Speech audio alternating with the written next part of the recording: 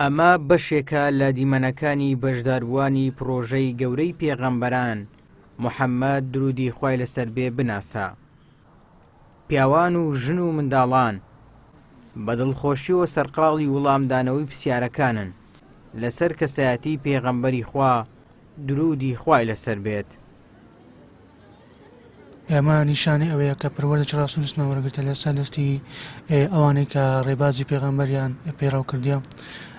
پرۆژەکەش زۆر پێم خۆش و کە بەشداریم کردیە، هیوادارم پرۆژانش بەردەوام بن هەرمی کوردستان. سوودەکەی ئەوەیە کە ئەمە تەواوی ژیانەوەی پێغەمبەر شارەزا دەبین. ئەگەمە ژیانی پێغەمبەر شارەزا نەبین ناتوانین بڵین معلوماتش پەیدا بکەین. سەرپەرشتیارانی ئەم پرۆژەیە دەڵێن ئامانجمان زیاتر ئاشناکردنی ژیان و کەسایەتی پێغەمبەری خوا بوو، چونکە تا زیاتر بیناسین زیاتر خۆشمان دەوێت. سەرەتا ئەو پرۆژە ئێمە وەکو ژیار بۆ پەروەردە و گەشە پێدانی مرۆی پێی هەڵساینە. پرۆژەکەمان سەرتاسەری کوردستان ئەلحەمدولیلا نزیکەی ڕێژەیەکی زۆر باشمانەیە لە بەشداربووان نزیکەی 2500 کەس و ئێمە وەکو ژیار 12 شوێنمان دیاری کرد بۆ ڕۆژی تاقیکردنەوەکە لەسەر کتێبێک بە ناونیشانی گەورەی پێغەمبەران محەممەد صلی الله عليه وسلم بناسە. ئامانج و مەبەستی ئێمەش لەم پرۆژەیە ئەوە بووە کە زیاتر ئاشناکردنی خەڵک بووە بە ژیاننامەی پێغەمبەری خوا صلی الله عليه وسلم، لەبەر ئەوەی بە بۆنەی مانگی مەولود یادی لەدایکبوونی پێغەمبەری خوا کەوا 2 مانگە ئێمە ئەو بەرنامەمان داناوە، 2 مانگە خەڵکمان مەشغوڵ کردووە بەکاری و بە مێژوو ژیاننامەی پێغەمبەری خوا صلی الله عليه وسلم و کتێبێکی کورت و پوختمان بۆ دانانە بۆی بتوانن ئەو ئاکار و ڕەوشت و ئەخلاقانەی پێغەمبەری خوا صلی الله عليه وسلم لە خودی خۆیان و جێبەجێ بکەن. هاوشێوەی بەشێک لە شار و شارۆچکەکانی تر لە دەڤەری ڕاپەڕینیش لە لقی ڕانیای ڕێکخراوی ژیار تاقیکردنەوە ئەنجام درا و ژمارەیەکی زۆر لە گەنجان و لاوان بەشداریان تێدا کرد.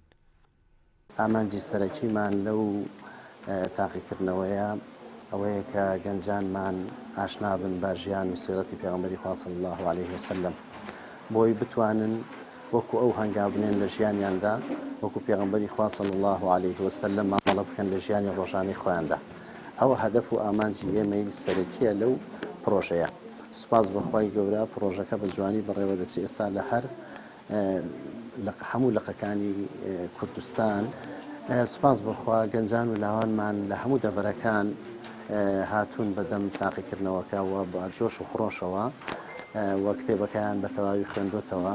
دەستخۆشی خۆم لە ڕێکخەرانی ئەم جۆرە پرۆژانە دەکەم بە تایبەتیش ڕێکخراوی ژیار کە ئەم ئیمتیحانەی ڕێکخستووە بۆ گەنجان کە بتوان بەشداری تێدا بکەن. ڕاستی هەروەکو هەمومان دەزانین پێغەمبەری خوا صلی الله عليه وسلم گەورەترین کەسایەتی مرۆڤایەتی بووە. هەروەکو کاتێک لە عایشەی دایکی ئیمانداران دەپرسن کە ڕۆژتی پێغەمبەری خوا صلی الله عليه وسلم چۆنە، ئەویش لە وەڵامدا دەفەرمێت کانە خولوقه القورئان، واتە ڕۆژتی پێغەمبەر صلی الله عليه وسلم قورئانە. تاقیکردنەوەکە لە 12 شوێنی جیاواز لە هەرێمی کوردستان بەڕێوە چوو. شێوازی تاقیکردنەوەکە بە شێوەی هەڵبژاردن و ڕاست و هەڵە بوو. 20 دیاری ئامادە کرابوو بۆ سەرکەوتوانی پرۆژەکە کە یەکێکیان گەشتێکی عومرەیە.